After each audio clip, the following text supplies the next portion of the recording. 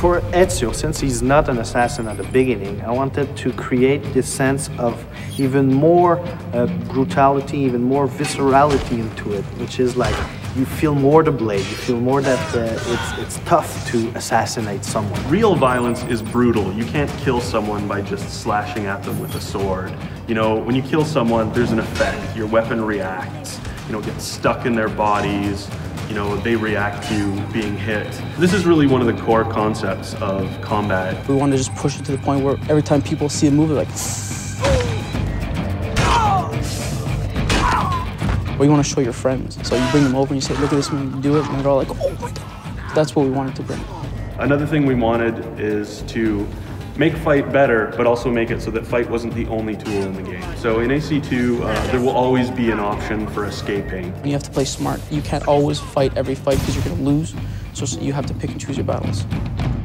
So there's going to be 3 guards archetypes in the game. The first one being the Brute. The Brute is going to be a huge challenge in terms of fighting. It's going to be strong. They are not very smart. They're your typical kind of big oafs. And they're very susceptible to sort of social gameplay. So you can blend, they'll never figure out that you're in a blend spot. Then we have the Seeker, the more paranoid type of guard, you know, the guy who's searching to see where Ezio is, and even like in Veil of Hate or in a group of people, you can say, oh, you're there. The third is the Agile, and the Agile is obviously against the free running. Not only is he good at catching you when you're free running, he can also do free running.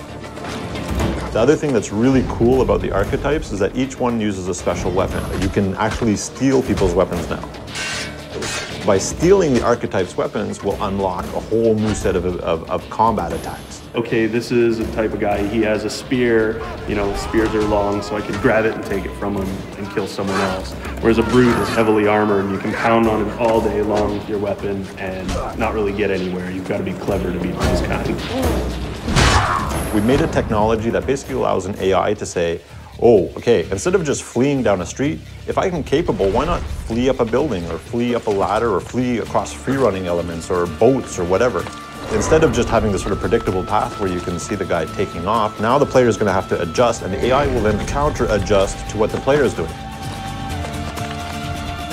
In AC2, we have a bunch of new weapon types. We have maces, two-handed weapons, axes and swords. Hammers, spears, halberds, different types of daggers, hidden blades, 2 hidden blades. These allow for a lot of interesting variety to the combat. In AC1, the only thing you could do in fight with the hidden blades was counter kills. There was nothing else. But this time around, it counts as a full weapon.